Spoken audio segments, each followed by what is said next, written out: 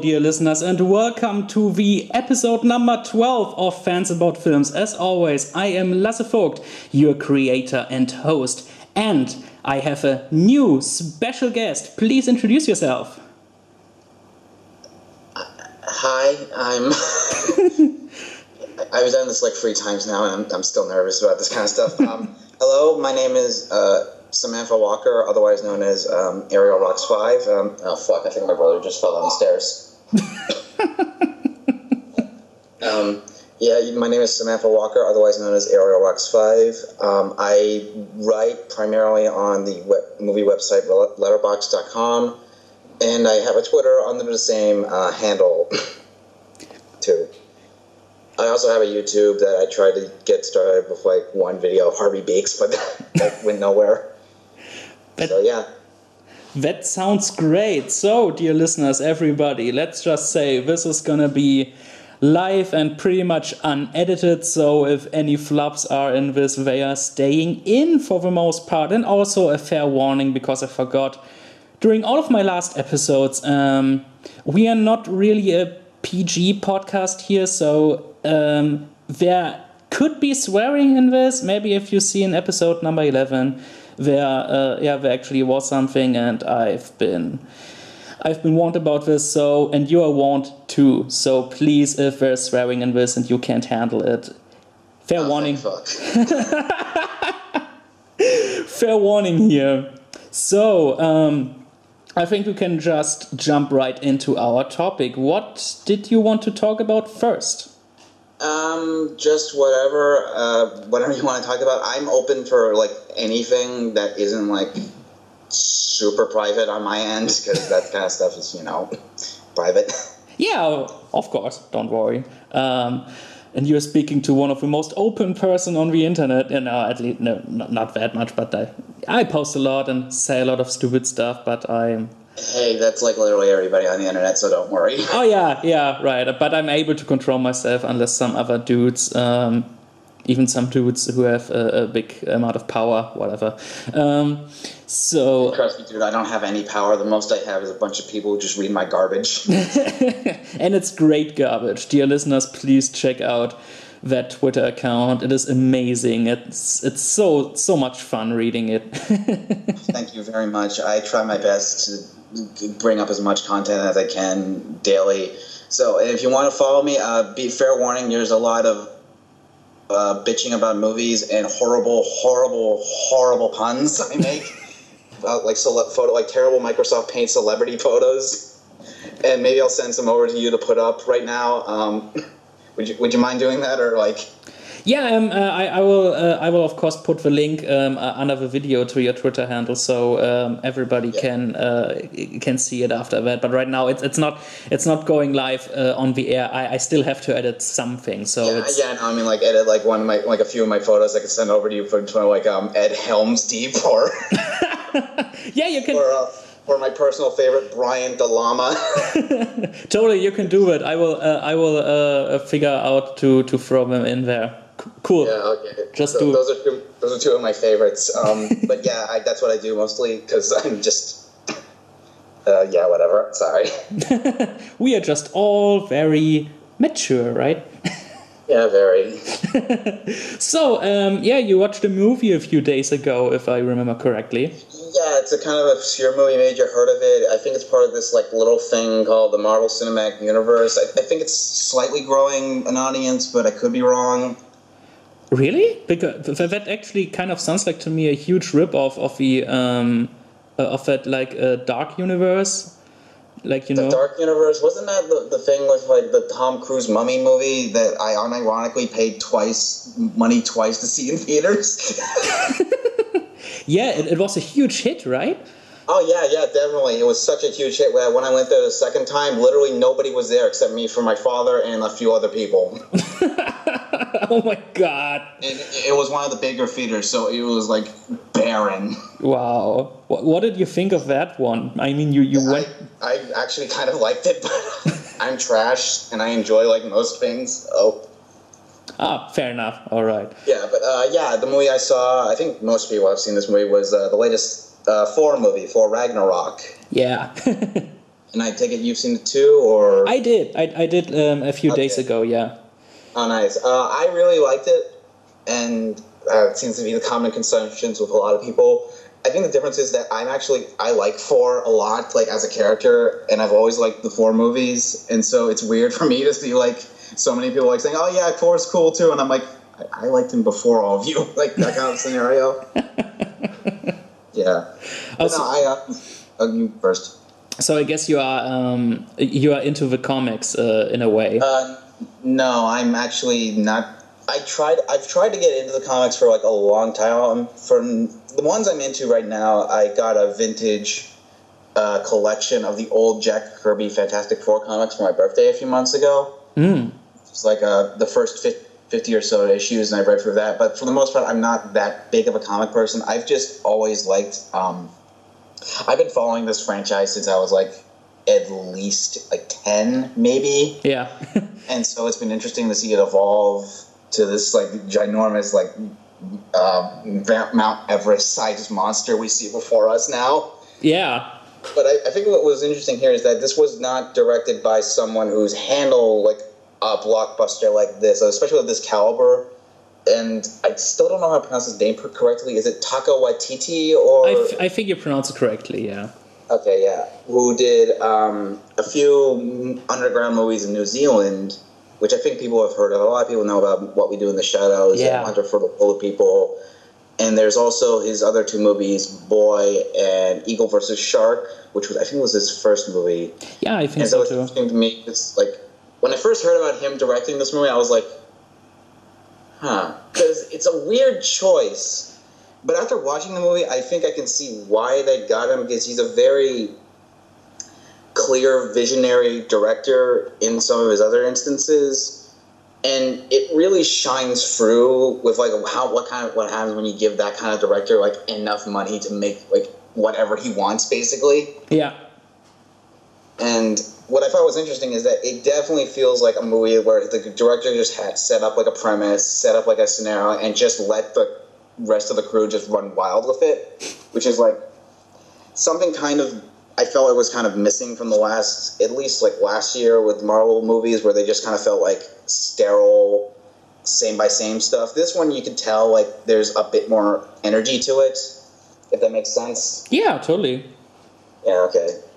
I'm sorry if I'm rambling. I don't want to make this like totally like me just rambling nonsense. Oh no. Like an hour, so. No, don't worry. The guests always get the get to ramble here. I mean, you are the guest. This is my show, but you know they're used to my voice. They want to hear your opinion.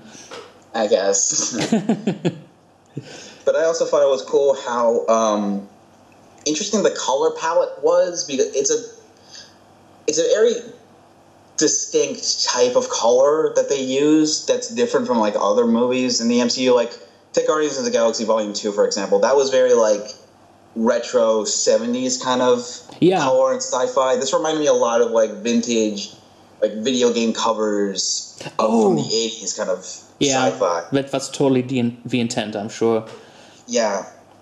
Which I thought was like really cool, and it's like kind of makes me wonder like if like anybody like who is watching this movie like gets up the will to look up some of the older like 80s movies that's just probably inspired, like not like the more popular ones, but like the underground like garbage ones that you find at like the video store.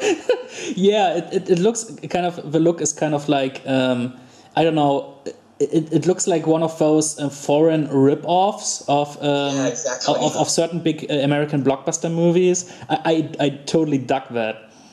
Yeah, me too. Especially, I got a bit of like a. Have you ever seen or know about the heavy metal magazines, or like the movie? That vaguely rings a bell, but it was an anthology movie that was. Yeah, that one. Yeah, I know it. I've seen the Nostalgia Critic review of that one. Oh yeah. That's one of my.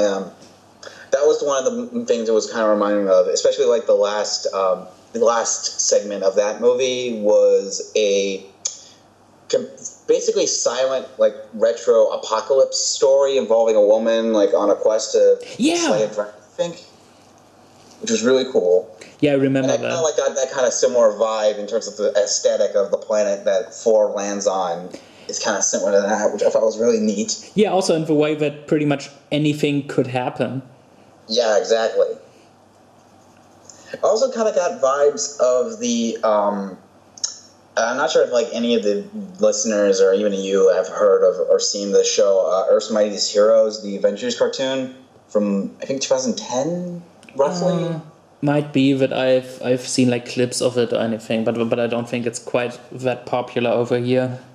Okay, but what I thought was interesting is it reminded me a lot of the last 7 episodes of season 1, where like all the Avengers are scattered across the different realms, and I think there's one with either Thor or Tony Stark stranded on this kind of planet similar to this one, but I could be wrong. I'm not sure. It kind of reminded me of that, and like other action cartoon episodes where they would like be stuck in a gladiator arena and have to fight off with new characters and whatnot.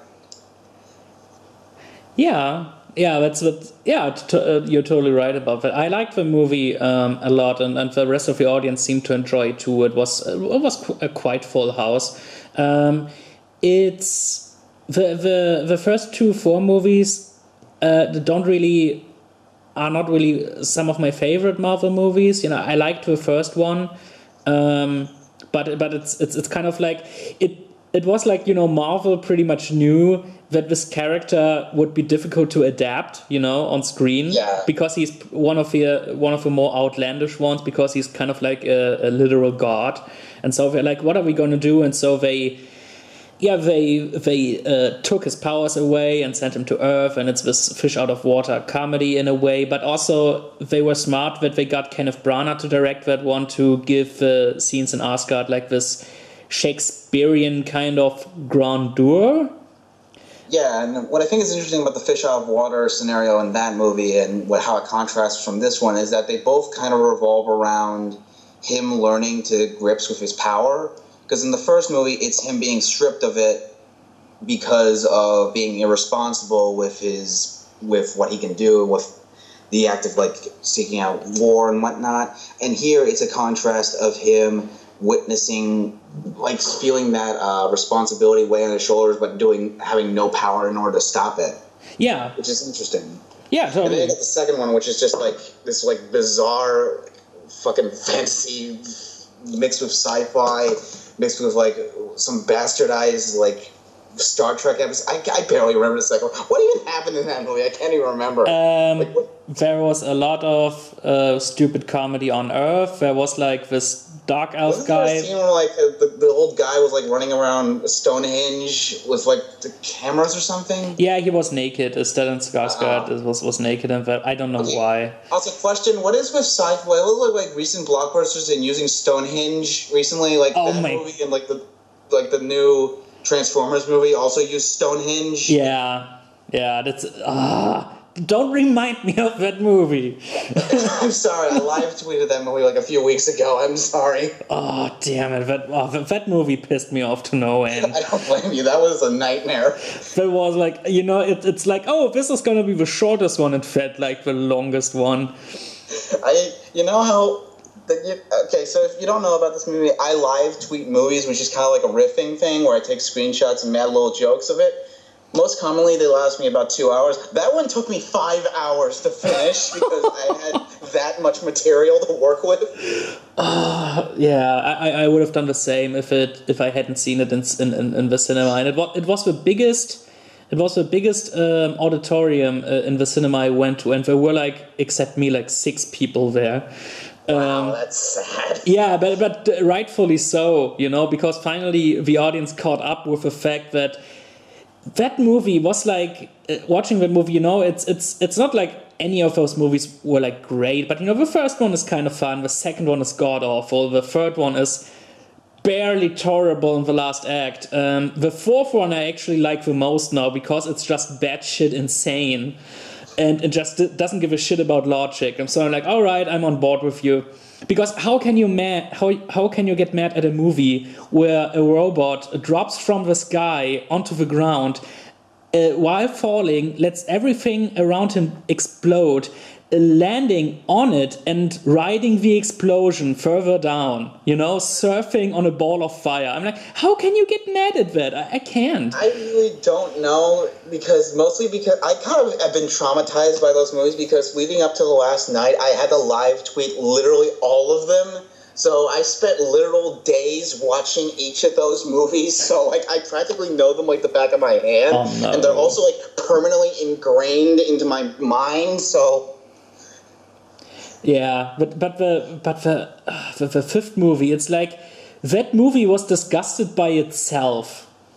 It's like that movie knows, oh my god, we are a shitty movie and we can't believe that we actually exist. That we actually exist and we can do this shit for the fifth time. I was disbelief watching it, because I'm just like, I constantly heard from people like, it's so insane, you're not going to believe it. I'm like, oh, come on, it can't be. And then I watch it, I'm like not even 10 minutes in, and I already have at least 5 different versions of the same tweet asking what the fuck is going on. Yeah, especially even during the first 10 seconds when the Paramount logo is shooting at us.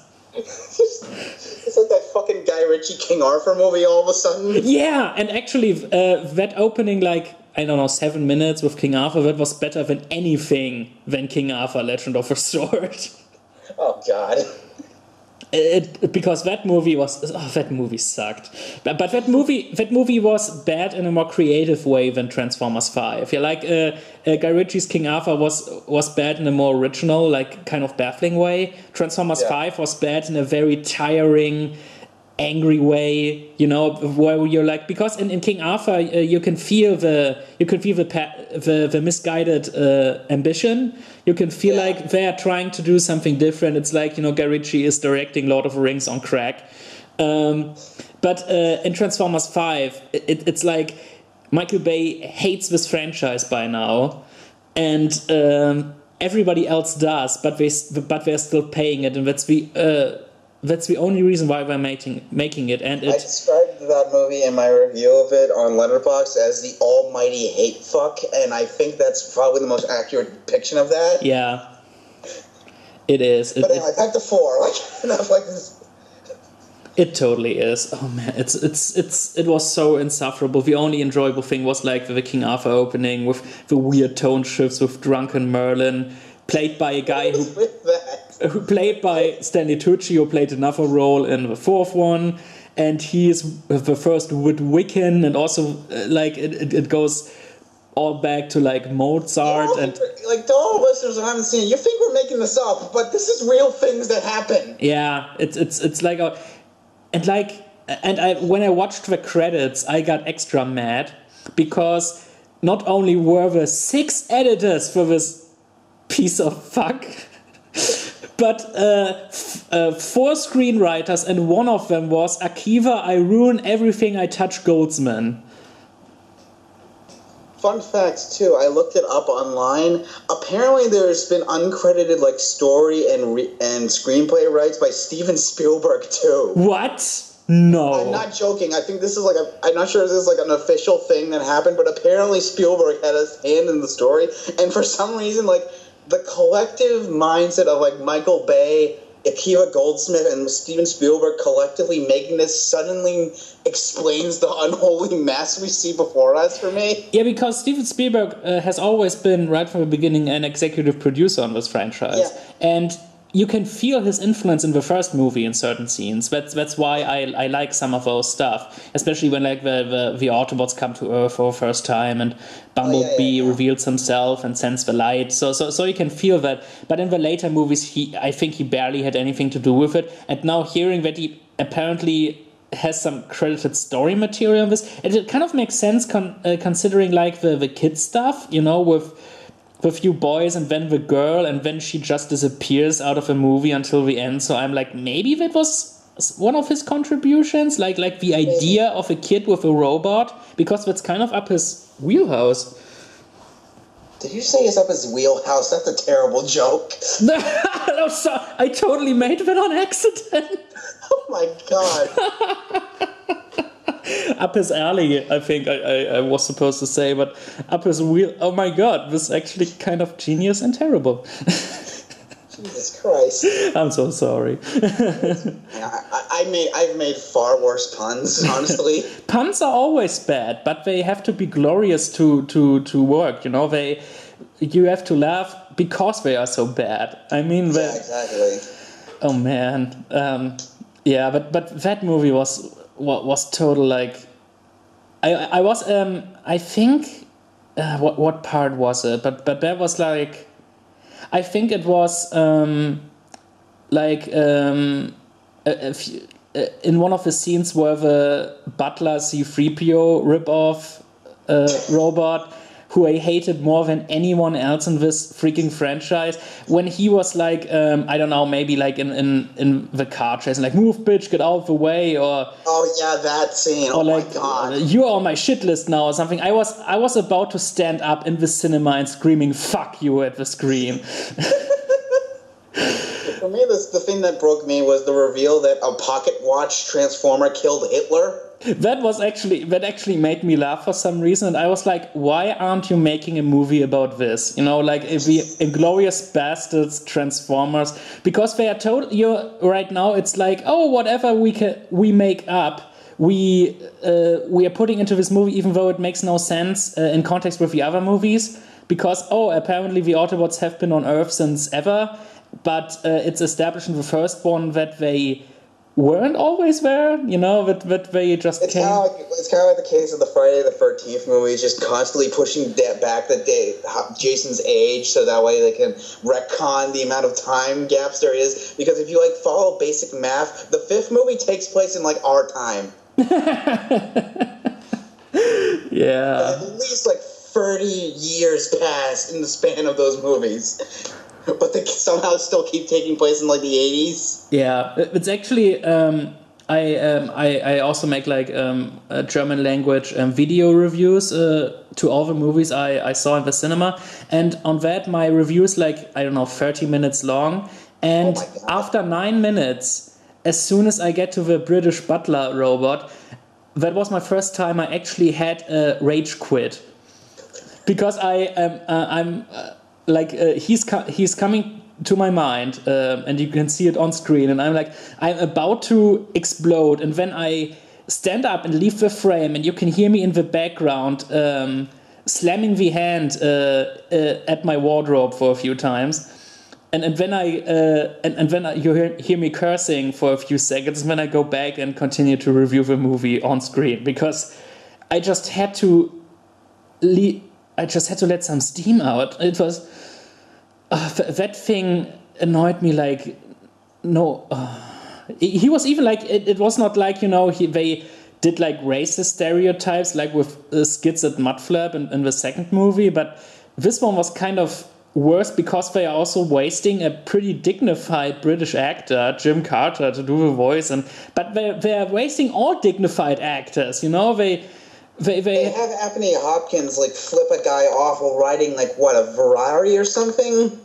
Yeah, and yes, and here's Again, we're not making any of this up. Like you could not pay me to make this kind of stuff up.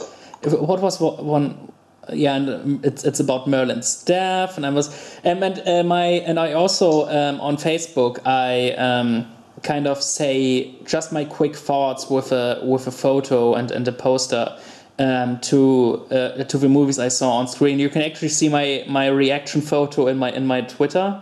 That's the face I made when I came out of Transformers 5, and you can see the poster in the background. And then I posted on Facebook, like, you know, what I thought of the movie, and then I just listed the stuff that happened. So I was like, King Arthur, Merlin, a talisman, Merlin's death, a dragon robot, a butler robot, Anthony Hopkins, Stonehenge, and all that stuff. And then I close the Facebook post with like, I'm done, fuck everything.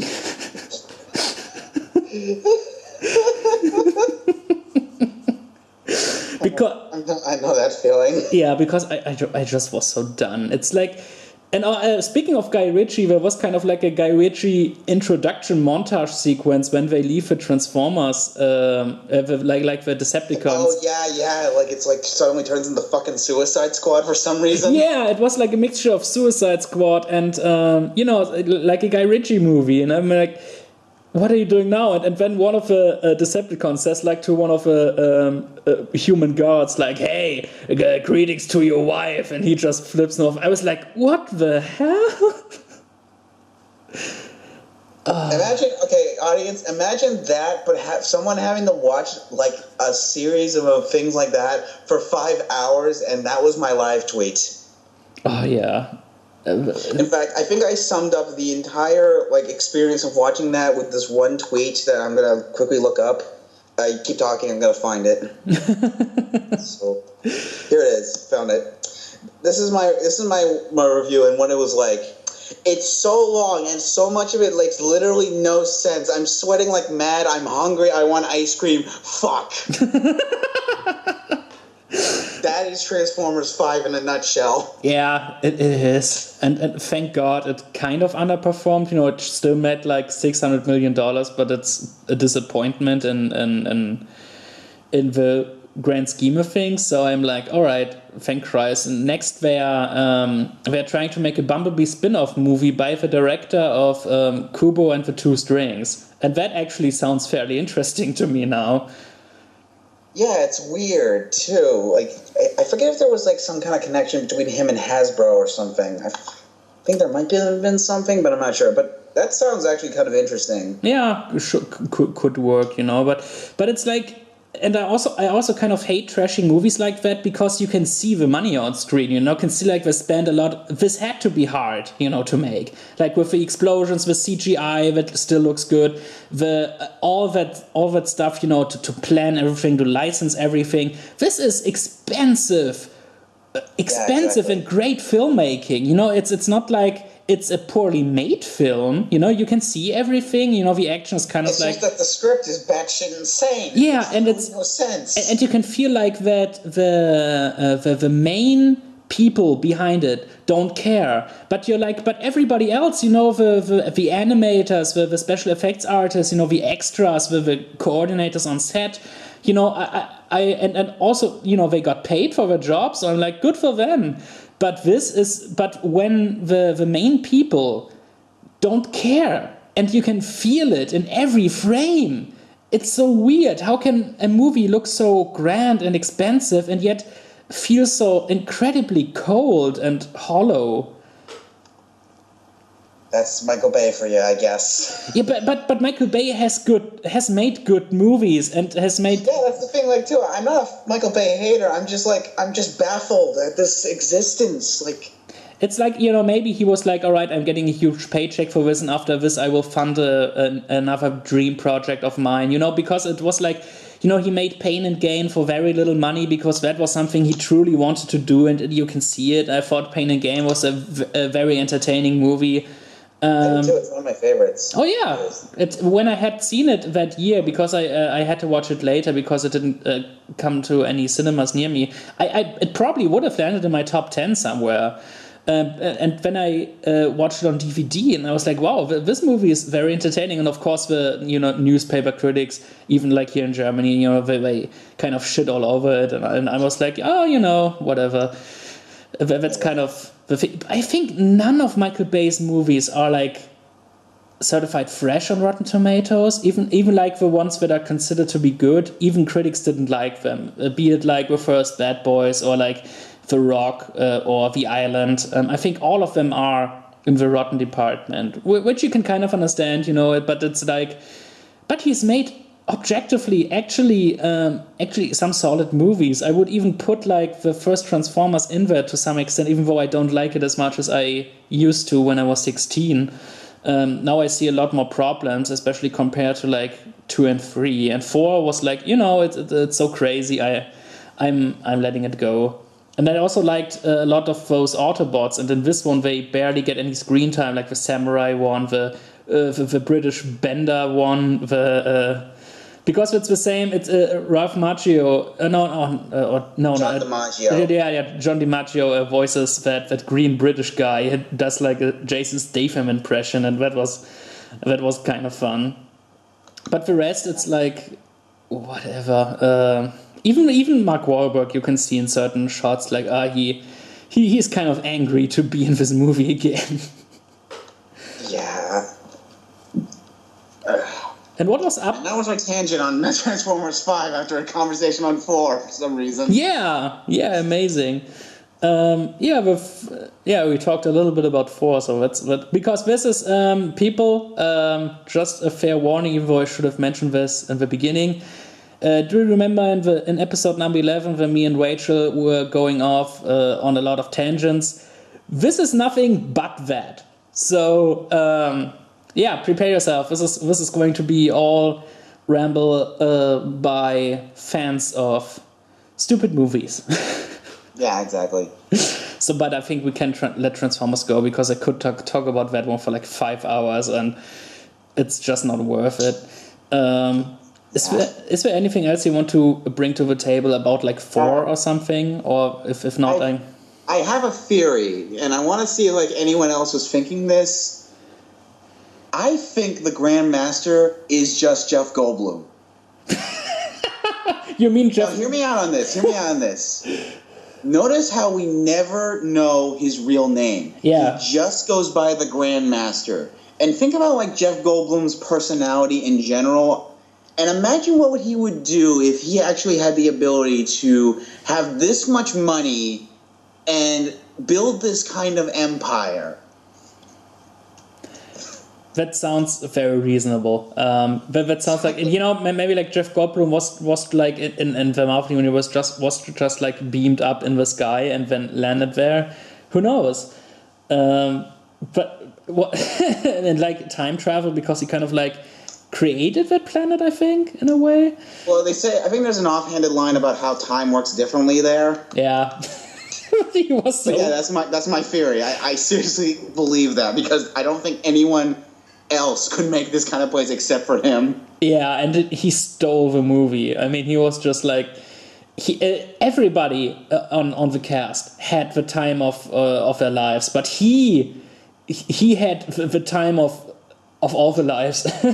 Yeah, it was so enjoyable watching him, especially like the part of the spaceship where it's my birthday. I just like. I almost laughed so hard I almost peed myself. Yeah, I almost, like I said on Twitter, I almost fell out of my chair. It was just great. Because I can picture someone like him having that kind of button on his ship.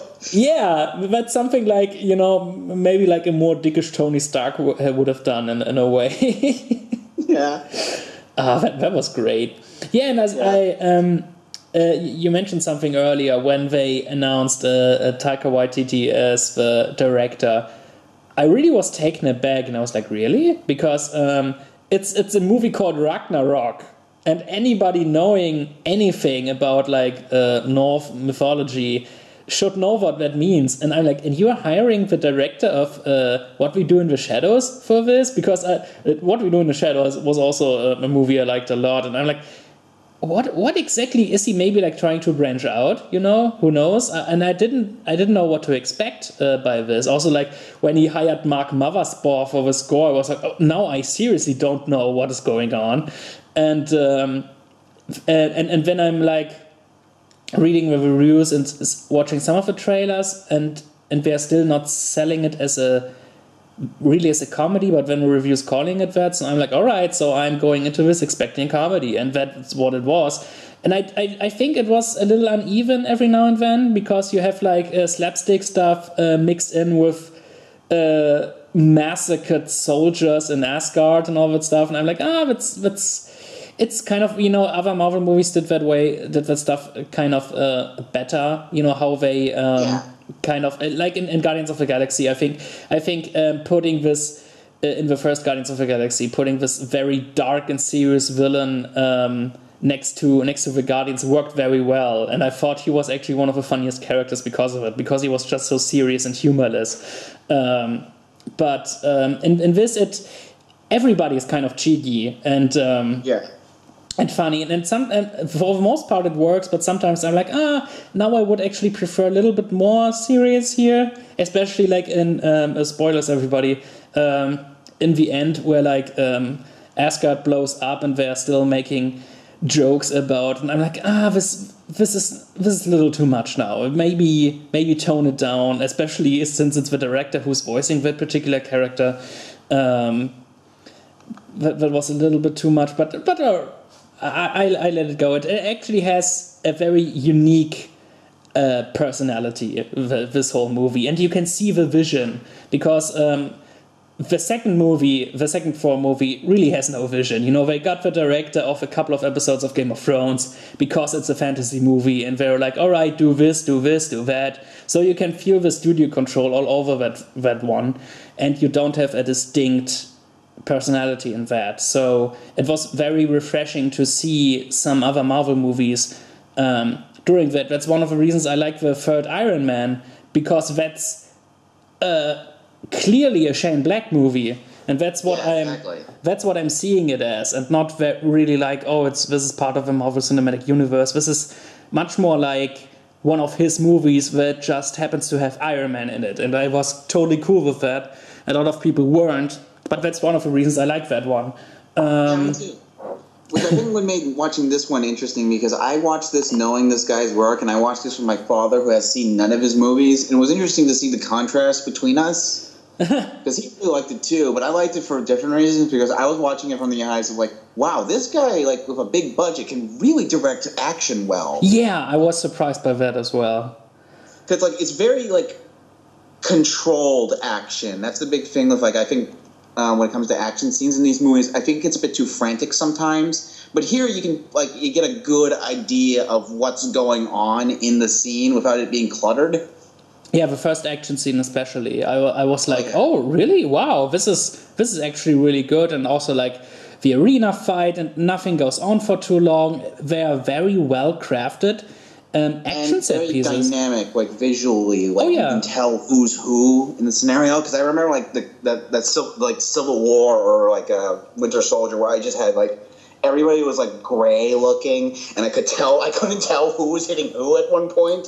I'm fairly certain I got a migraine because of it. Yeah, because they were going for another style there. I thought it's actually great how they mix it up sometimes, how you can expect from the Captain America movies now to be a little bit grimmer, a little bit more serious, and also like the style of action is a little bit different, especially like in Winter Soldier with like the causeway fight and everything.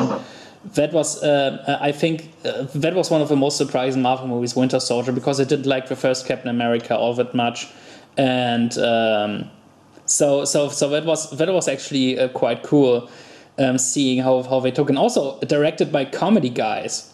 So it's interesting how they use some of their directors, and it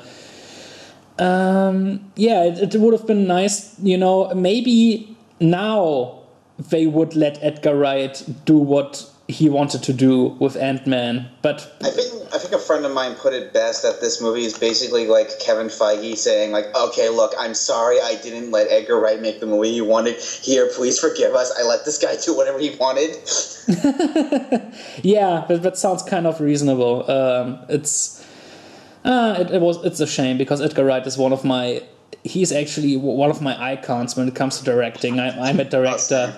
I'm a director as well, so I totally dig his style, and try to get some of that editing magic into my last short film that I made for my filmmaking class, and it went over very well. Like people recognized, oh wow, these are actually cool ideas, and I was inspired by Edgar Wright and certain things.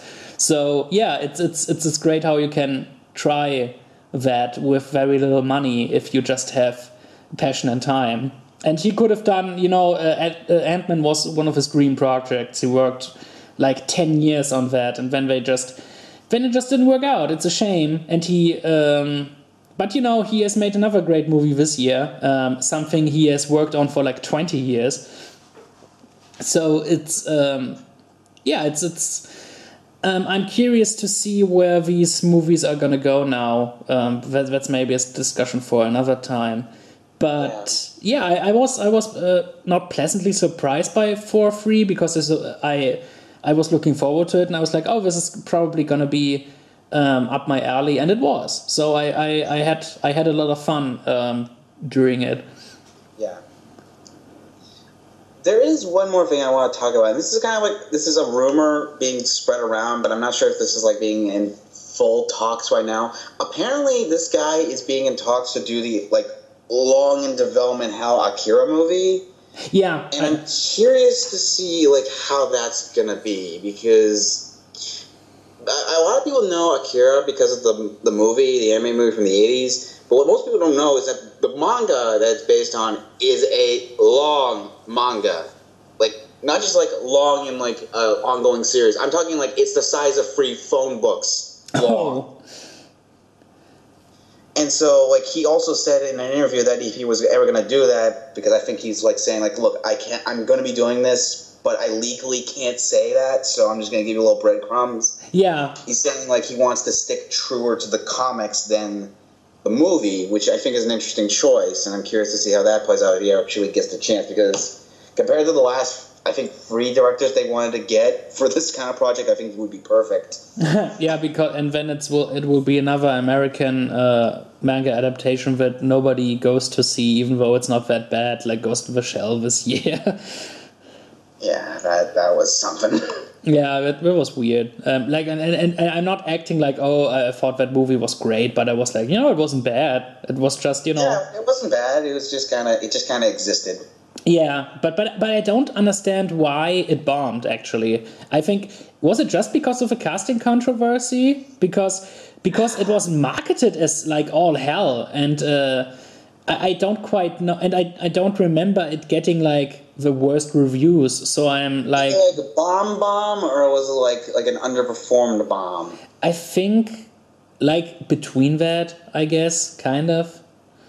Certainly it wasn't a hit, and not the hit they were expecting it to be. So I don't know, the general audiences also don't look at like who directs this, who wrote this, because it has the director of Snow White and the Huntsman, which was like, whatever, but it has the writer of Transformers 2, 3, and 4 behind it. Oh god, that's right. Yeah, that's why I got very worried when I watched the opening credits. I'm like, oh no, Aaron Kruger, oh no. But then I was like, all right, maybe he had just little contributions. Yeah, that's that Akira thing. That sounds interesting. I've only seen the movie, and it was a couple of years ago, and I didn't quite understand it. I just remember how it looked.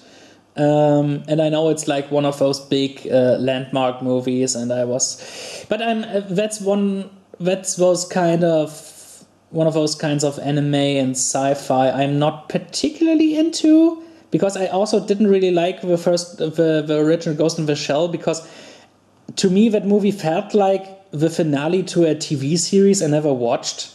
It seemed like I don't know, it seemed like I was supposed to know what was going on and all these characters and the concepts, and then I realized, all right, this movie's just too subtle for me, I guess. Yeah, I get that. I like those kind of stuff, but that's because like I like reading into certain details. That's why I like the new Blade Runner movie so much. Oh yeah, I like that too. Yeah. And I wasn't really a fan of the original Blade Runner, so I was but also like Denis Villeneuve is a better director than Ridley Scott. So that's just fact, really. Yeah, by now, yeah. I'm like looking back at Ridley Scott's filmography, and I'm like, really, people like, has he really like? I legitimately like Kingdom of Heaven. I think that's a very good movie, and I didn't see like one of his lighter ones. I didn't watch Matchstick Man. A lot of people say that's one of his best, but I don't like Gladiator. I think that one is overrated. I did a podcast episode about that one. I don't like, Robin Hood is fine as a standard medieval action movie. It's not a good Robin Hood movie, but when you just see it as a standard action movie, it's good because Ridley Scott can do that. I'm not a fan of the Alien franchise, so not really of the first one. I know that's sacrilege, but, sue me, whatever. I don't care much. I like the original Alien, but I prefer the sequels, honestly. All right, but I hated Prometheus, and I didn't watch Alien Covenant because I wanted that movie because I wanted that movie to bomb and fail, and so they don't make another one. I was like, no, you're not getting my money, so you get the chance to do anything else. I saw that movie for free, and I wanted my money back. Yeah, I heard. I heard bad things. I'm like, Ridley, just stop. Stick to your executive producer stuff, like on this Blade Runner. Can you imagine what would have happened if he directed this Blade Runner sequel? Oh, God. I think he totally would have... That's the interesting thing I noticed when I was watching the movie after my own lukewarm thoughts on, like, Ridley Scott and the original, is because it kind of shows how contrast their views on humanity are. Because when you look at Scott's filmography, from what I've seen at least, he's a really bitter filmmaker. Whereas when I watched the original Blade Runner, and I'm like, this is like really kind of oppressive, which is weird. Yeah. Because it's kind of like trying to be a movie about humanity. But then I watched the new one, and I can see like this guy has a clear, not necessarily like criticism against humanity, more like a criticism against like the bad aspects of humanity and why that's kind of overcome us, but there's still like a glimmer of hope somewhere in there. Oh yes. Yeah, I can see your point there. You're actually right now looking back, and also like whatever he thought, like, oh, I have to make Exodus. I'm like, really? Like, why? We've seen this. Nobody remembers Exodus except you. Yeah, because I watched that on DVD with one of my brothers, and it took us like 3 sittings to get through it, because we watched it like over the course of a day, and we just paused it every now and then, like, all right, I'm getting a drink. All right, now we are going on a walk with a family. It was like around like Christmas time. I think that's why he was there. So it's like. And we were looking at each other when the credits rolled, and we were like, wow, this was bad. It was so boring. Like, it was so... When the DreamWorks animated musical version of that story is the better one. You're in serious... It's a legitimately really good movie, though. I think so, too. But I like... This kind of shouldn't happen, you know? I guess that shows you the power of good storytelling, man. Yeah, it is. I like that movie a lot. Oh my god! And also like the Cecil B. DeMille's version is a much better movie, and also much more impressive nowadays than the visual effects in the Ridley Scott one. The only thing I liked was like the how they interpreted God as like this 8-year-old with a temper tantrum. I was like, this is kind of interesting. And they didn't do anything with that. And also like how the plague started, and you see the crocodiles feed on the fishermen, and then blood gets in the river, and that's why the frogs are coming out. I'm like, this is also quite cool, but they don't do much with that. And it's kind of miscast in a lot of ways, and it's, for obvious reasons, but also for different reasons. And it's just jumping ahead to weird story points, and I'm like, why is Sigourney Weaver playing this part that has like 3 lines? That movie was a mess. Oh my god, it's like, and then Ridley kind of redeemed himself with The Martian, where I was like, wow, this was a really good movie. Like, hey, please do more of this. And then he followed up with Alien Covenant, and I'm like, a Christ guy. But Blade Runner 2049. 2049. Yeah, I like that one a lot. My father liked it too. I went with him, and I just, that was one of those science fiction movies. Like, maybe that's also like, you don't get these movies anymore. It's like these ambitious, slow, deliberately slow. I describe it more as methodical than slow. It's like very deliberately paced. Yeah, but mood. Why not? In broad terms, you can call it slow, because it is, and it does it very well. Because I didn't expect a big action movie from this director, and the first one isn't either. So this was when there's action, it's very well done, and actually that movie surprising. because I did not expect him. Because I forgot, like, as much as people like to say that he's great with like visions and philosophical, he can direct action really, really well. Yeah, he is a man of many talents, and the movie was rated. I think it was rated R originally, right?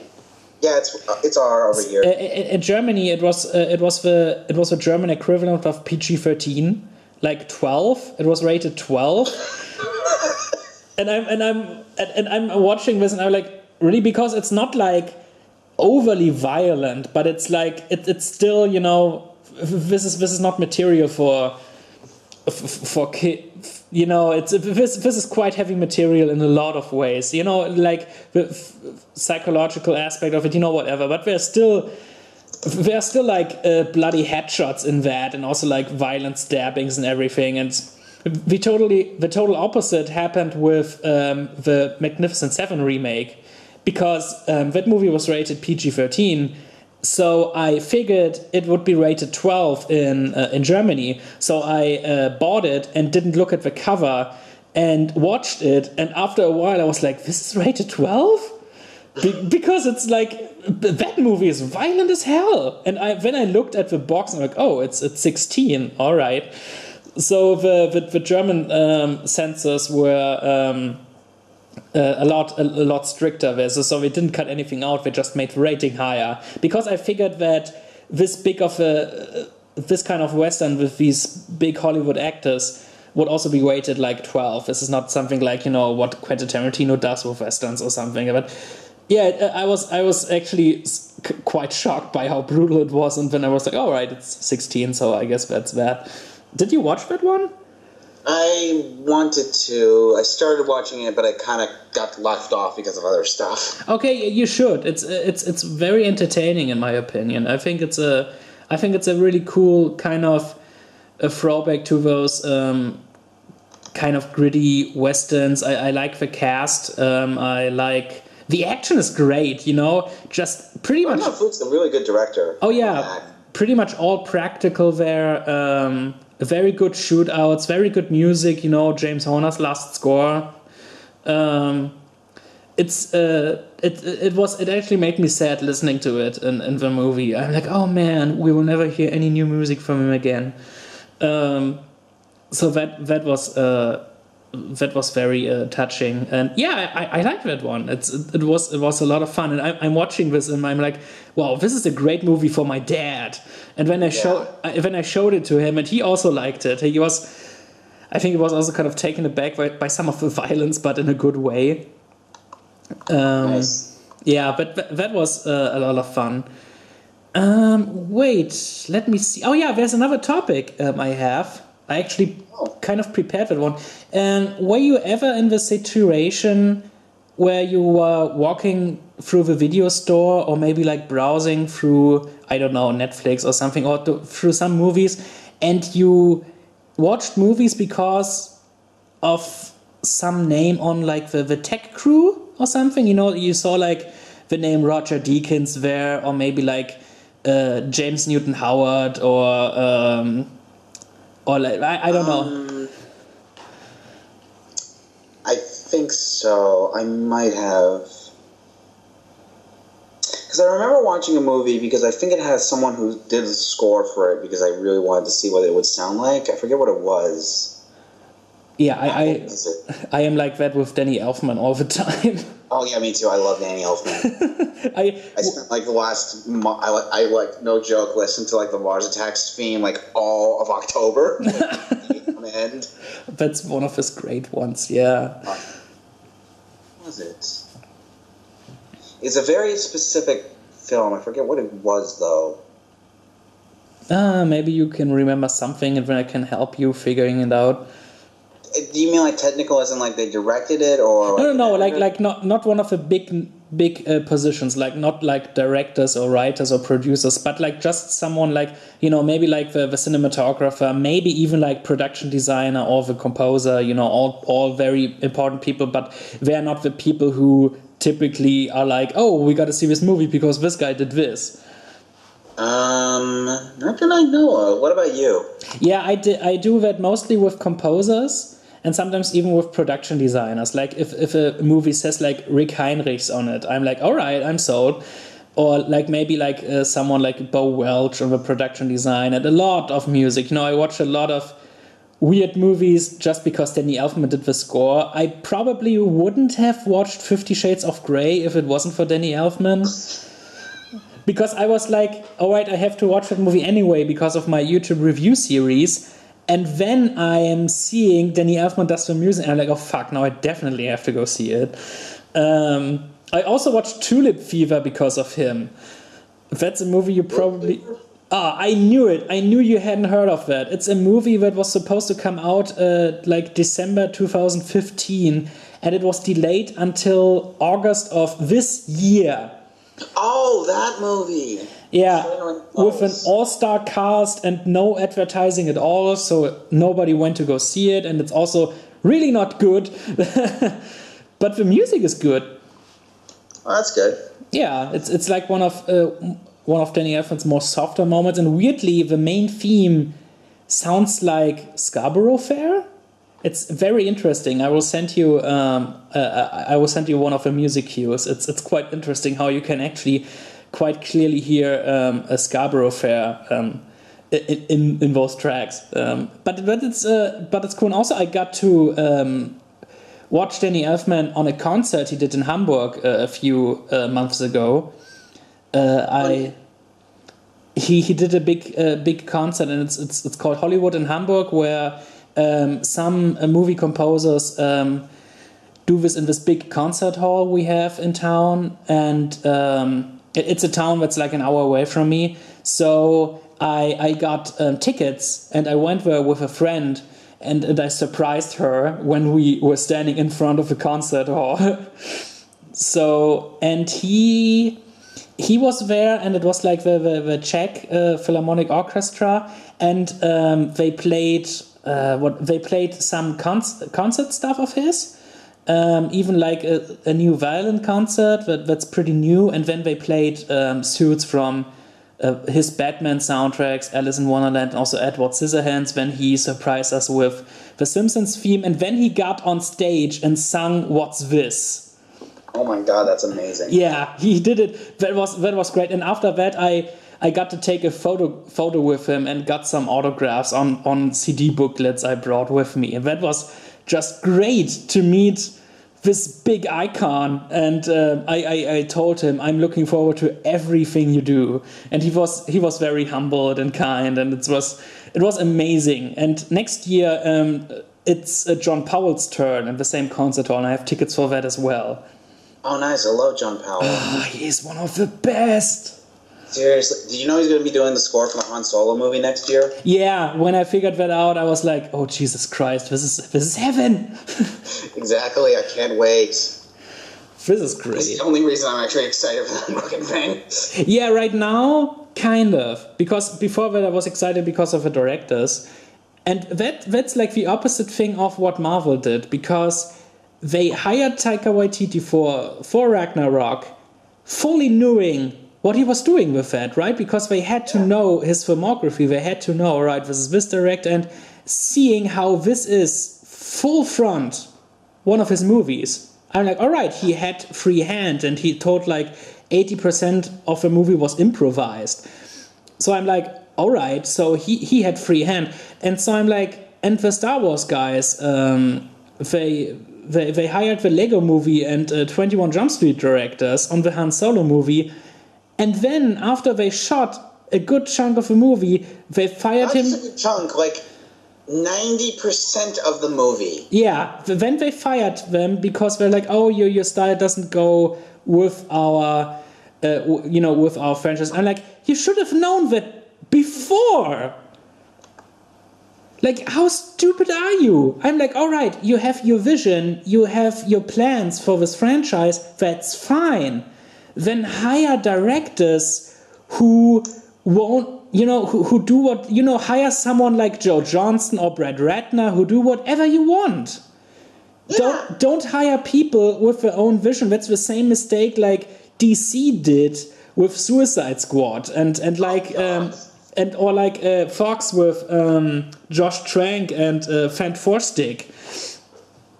Oh god, that's probably the worst example right there, especially in terms of the editing. You know, I have a theory about that movie that I tell this to everyone, and every time I tell it to them, it kind of blows their minds. You can tell that after the whole 1 year title drop thing in that movie, it's directed by someone else. Yeah. You know how? Two things: the lighting and the cinematography, drastically different from the first half. Kind of, yeah. You can see like, I think some scenes might still be like some parts he directed maybe, but you can also blatantly tell what is reshot because of Kate Mara's wig. Because she got a haircut, and when they had to do reshoots, and when they put her in like a wig that didn't match at all. So you can tell whenever her hair is different, that's one of the reshot scenes. But yeah, you're right. Most of that must have been directed by someone. I don't know, maybe like the Simon Kinberg hack. Who knows? I was just about to say that. Because he's like one of the. He's like involved in all of the 20th Century Fox like Marvel movies, and I'm like, this guy has done. I don't know. I always figure like the worst parts of these movies must come from him in a way. Probably. Yeah, I'm pretty certain. Yeah, but that Van Fosdick stuff was pretty awful, and. But yeah, and I'm like, you know, you're hiring directors who have a vision and a voice. Like, you know, like, who was it? Who David Ayer, you know, and Josh Trank. David Ayer for Suicide Squad, Josh Trank, Van Fosdick. And I'm like, and then you are trying to fix it in editing. And I'm like, why? Like, hire someone and have a clear vision before you start rolling the camera. It's really not that difficult, guys. Figure out what you want to do and then start shooting. Exactly. It would save you a lot of money, I think, guys. I promise. It's just baffling how they are wasting that stuff. And also, like in Suicide Squad, that movie was a pain to sit through. And I watched it with two of my brothers and one of my brothers and my brother's fiance. And they all liked it, but they were like, "Oh, but there are still problems here and there." And I'm like standing in front of the cinema, like, "Oh, that sucked." And then I'm explaining to them why I thought it sucked, but I was like, "Hey, I'm glad you enjoyed it," because it was a total mess. And I'm like, you could avoid this when you figure out what you want to do before the principal photography begins. And so I'm like, what happened there with Star Wars? You know, I get it. And you know, Ron Howard is just one of the weirdest replacements. Yeah. It's, a little silence here, dear listeners, but we are just kind of taken aback because it's not like, I don't know, what even... Okay, like...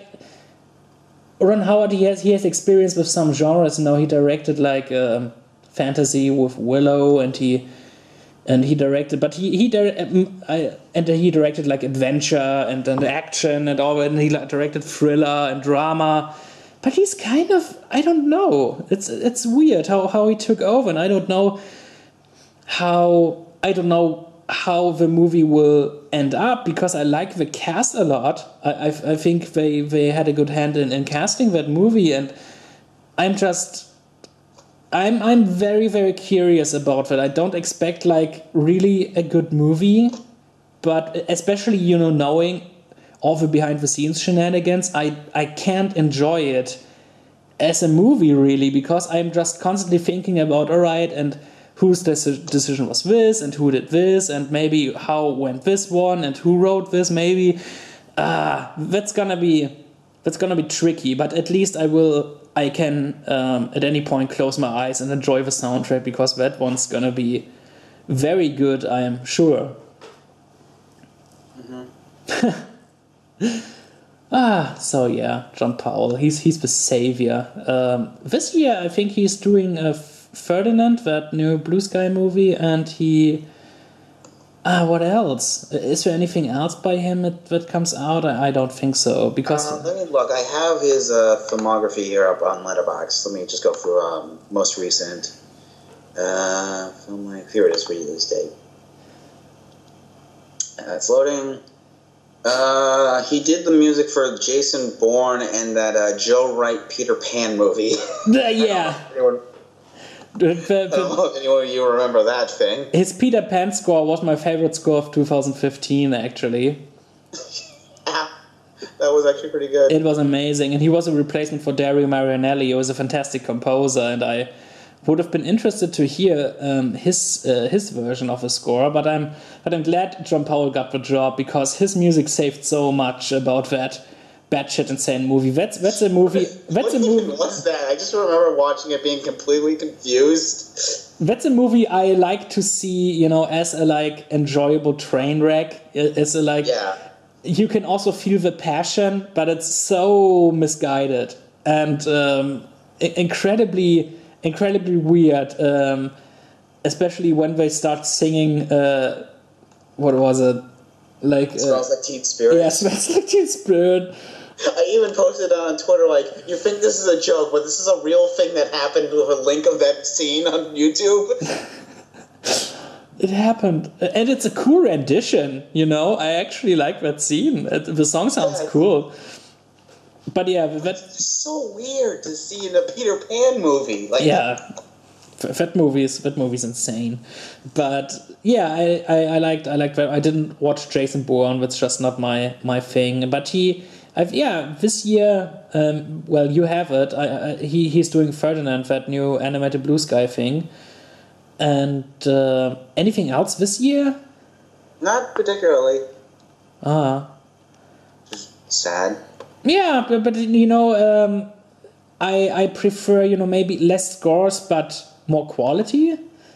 But he always, even if he's amazingly busy, like he had some years where he was just like working all the time, and he didn't disappoint on one occasion, where he did like in the same year, like I don't know 5 or 6 things, and like maybe Bold or what was the other one? Horton Hears a Who, and all of this. You know, he's just always he's a treasure.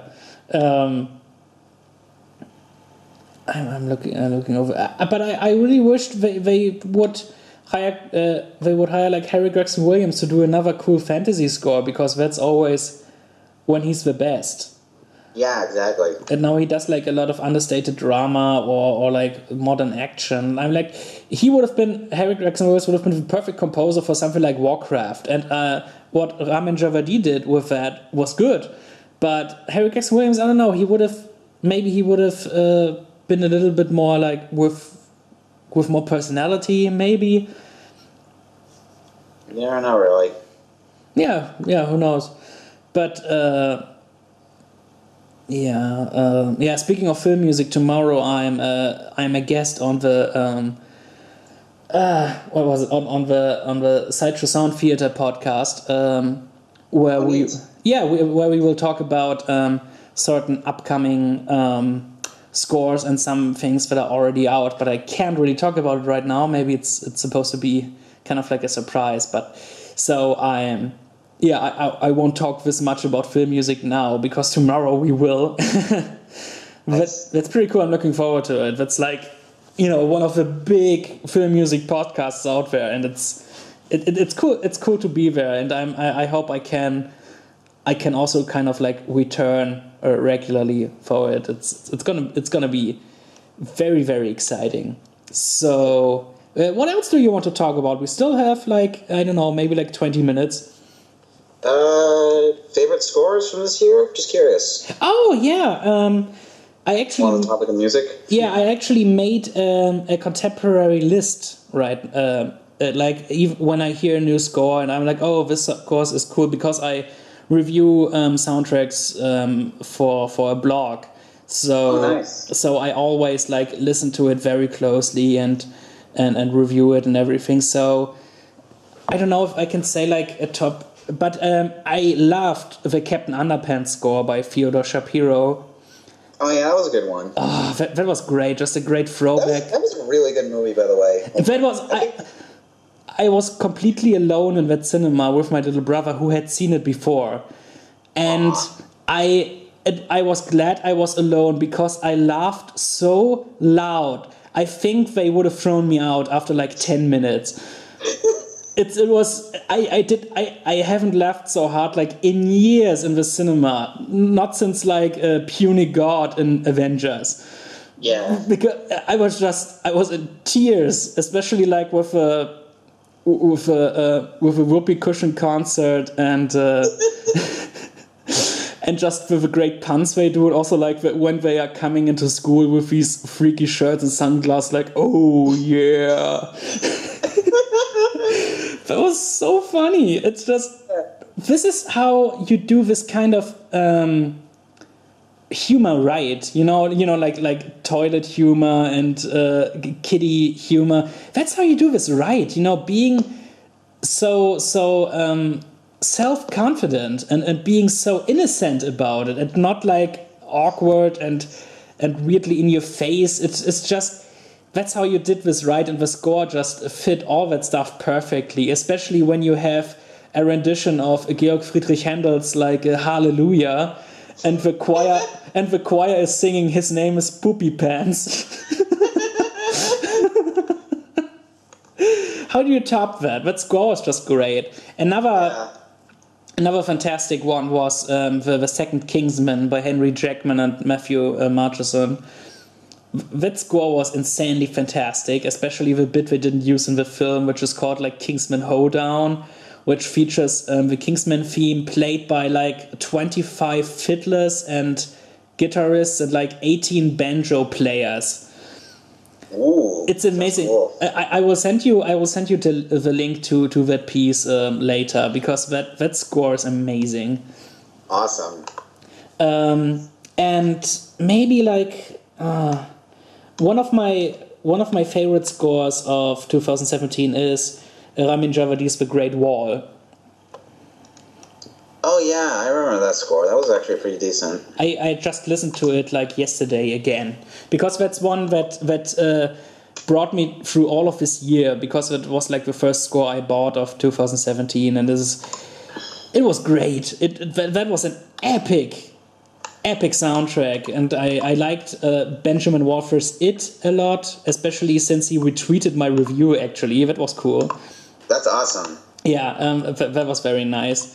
And Lorne Balls, the Lego Batman movie, I actually won autographed a CD of that one over Twitter, and that was nice. Like, weird, that is the best Batman score since like Shirley Walker's Mask of the Phantasm. How is that? Yeah, that was weird, because I've seen that movie like 4 times now, and I've noticed how good the music is each time. That was great. Yeah. This wasn't like one of my favorite scores, but it was like the most interesting score of the year. That was Daniel Pemberton's King Arthur: Legend of the Sword. I was about to say that. That's one of my favorite scores of the year. Why don't you talk about it? Oh yeah, sure. My favorite scores that was one of the ones I'm going to start off with, because I really like the rhythmic beat it has to fit with the editing style of Ritchie's action, because it's very kind of, it's not necessarily rock or like metal. It's like very very to the point in terms of the beat and how it syncs up with the visuals. And there's a lot of like strings, there's a lot of drums, and there's some horn work in there, but it's like very like brassy, heavy horns. Yeah. And the strings are like really quick. It's really interesting to hear, especially the tracks that play during the action sequences, and the opening track is like really good too. Yeah, especially with his breathing and yelling in it. Yeah, exactly. That's very, very interesting. I noticed that in the cinema right away, and I was like, all right, this is at least like kind of unconventional. And they actually purchased a lot of antique instruments, and the thing was they wanted it to sound very, very different and also not nice. They wanted that it had kind of like this rough, ugly sound, and they accomplished that very well. I thought that was one of the most interesting aspects of the movie. The score actually is pretty interesting. It's not like it's quite challenging to listen to, but I think it totally works in context. So yeah, you're totally right about that. Yeah, another one of my favorites was, back on the subject of Thor, was Mark Mothersbaugh's score for Ragnarok. Mostly because I hate the scores for like a good amount of the MCU movies because they just sound like generic background noise.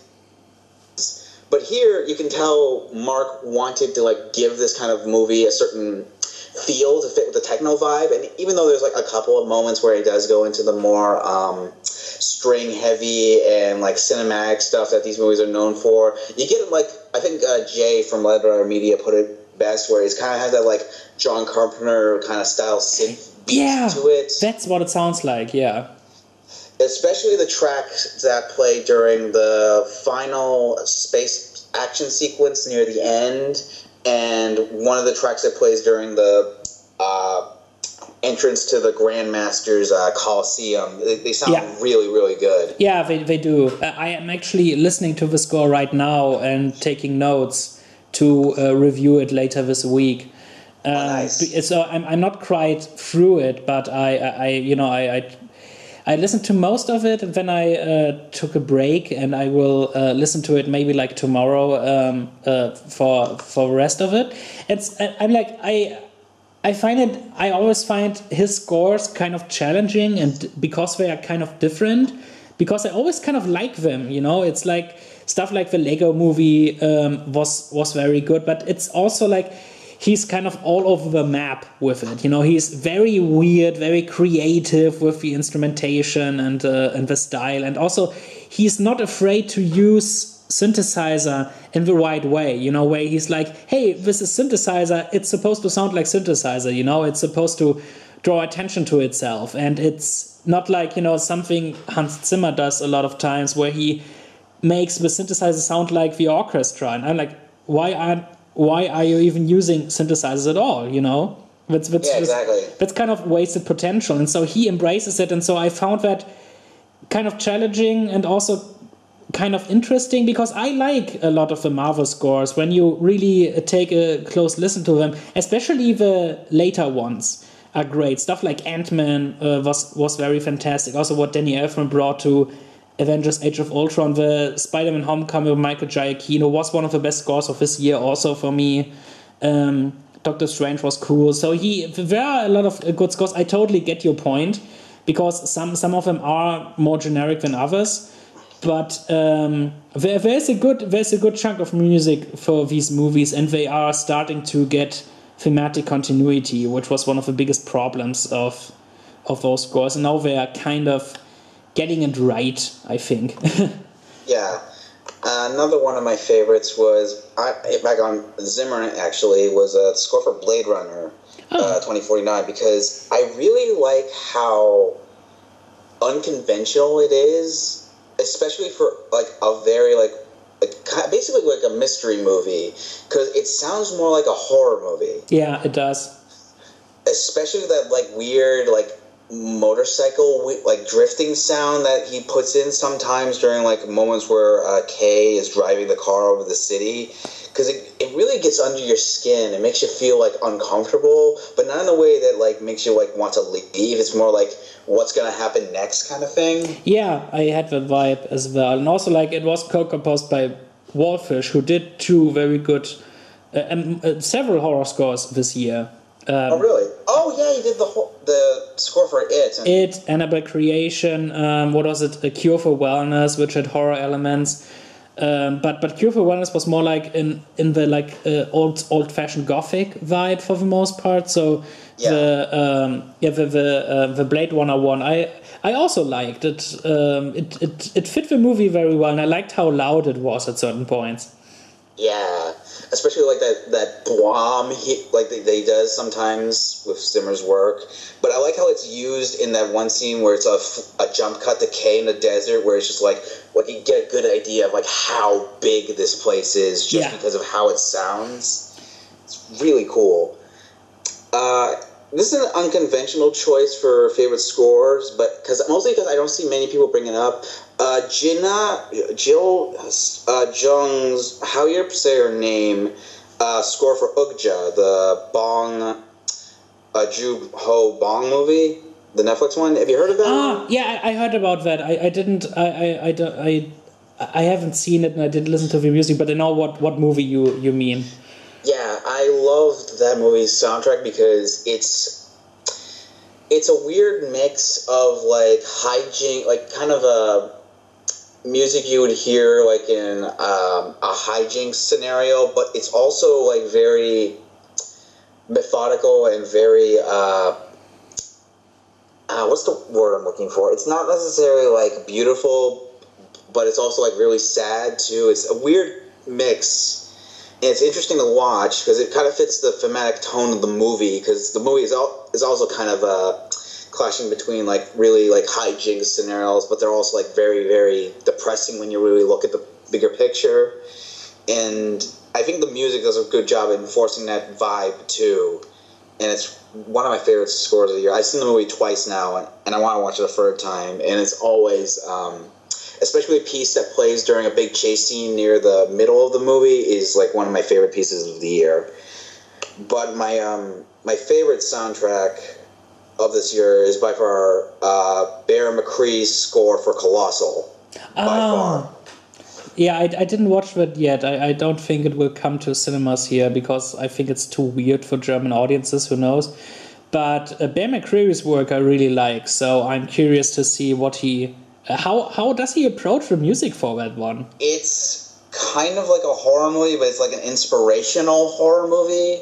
It's there's a lot of use of string music, like he's used a lot in his other movies, but it's more on like the guitar or the violin. There's some like brass here and there, especially during the more darker moments, particularly towards the third act, and the finale has easily my favorite piece of music from any movie this year ever. It's called The Colossal Finale. It doesn't ruin anything about the movie. Just give it a listen. It's one of the best pieces of music you'll hear all year. All right. But also, I really like his score for the horror movie Happy Death Day, too. Yeah, I heard about that one. Yeah, it's not like a particularly great score, but it actually works really well for like the kind of 90s B-movie aesthetic it has, which I thought was really cool.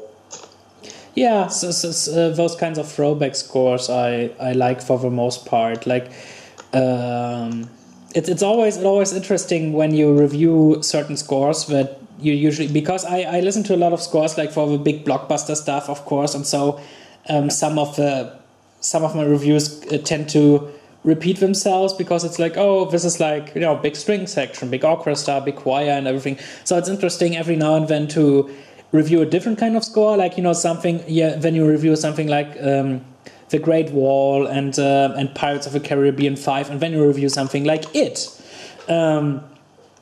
which is a different approach. So that's always challenging to come up with that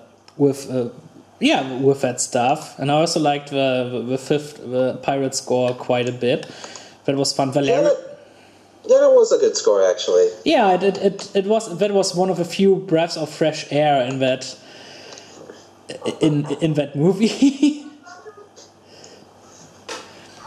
So Valerian was a great score as well. Oh yeah, I love that movie and that score. Well, I mean, Alexander Desplat is probably my favorite composer, so like I'm biased. Yeah, it's great how every now and then he branches out of the Oscar bait dramas he usually scores, because of course we know his quirky side with like the Wes Anderson type stuff and everything, and he has done some fantasy stuff, some animated things, but it's always great to see him branch out, where you're like, wow, he was hired for Godzilla, all right, and the same guy who did The King's Speech, and then he does this just orchestral force with that one, and with Valerian, it's just all the best parts of him coming together. Mm-hmm. Another score I was actually surprised by was The Dark Tower, because I'm not a huge fan of Tom Holkenborg, aka Junkie XL. He's one of those composers. He's like, all right, he has his certain style, but it's very minimalistic. It's like, you know, the stuff that Zimmer nowadays does pretty much all the time. But The Dark Tower, I would actually say, is is his best score, because it has a pretty good main theme, and it has a good orchestra. It has a good mix of orchestra and the synthesizers. It was actually a good fun to listen to. I didn't review it, but I listened to it, and I was pretty much. When you don't know that score, I will send you the link to its main theme. It's actually pretty cool. It's like the kind of it sounds like early 2000s Hans Zimmer in a way, like when he scored stuff like King Arthur. Okay. I'll go listen to that. Thanks. Yeah, no problem. So is there anything else you want to mention before we get to the end? Not particularly. You got anything? Not really. I mean, we are kind of out of time, and we handled a lot of topics, and this fits actually quite well that we end on film music, when tomorrow I will talk about film music as well. So thanks for the suggestion of no problem. Of a topic. Thanks for having me, though. It was really fun. Yeah, let's just close this and say I had a great time talking to you. It was just as fun as I imagined, coming off from your tweets and our discussions there and everything. That was just great. As soon as this episode is online, of course, you can share it all you want, and I hope you have fun with it. So before we close this, plug yourself. Where can people find you again? You can find me on Letterboxd, ArielRocks5, Letterboxd/ArielRocks5, and you can find me on Twitter under the same handle. Great. You can find me on Facebook under Lasse Vogt, on Twitter under Lasse Vogt. You can find me on YouTube under Lasse Vogt, or when you type in TheDeppert, that's my channel, where you can find my riffs, my reviews, my in 5-second videos. You can find my short films and everything there. And you can also find my written soundtrack reviews on scoregeek.wordpress.com. Thank you so much for sticking around for episode number 12, dear people. Thank you so much for being a part of it. I had a lot of fun talking to you. No problem. I'm glad to be here. So I hope we can, do this another time also. That's it for Fans About Films. Thank you, dear people, and we wish you a lovely day and good night. Good night.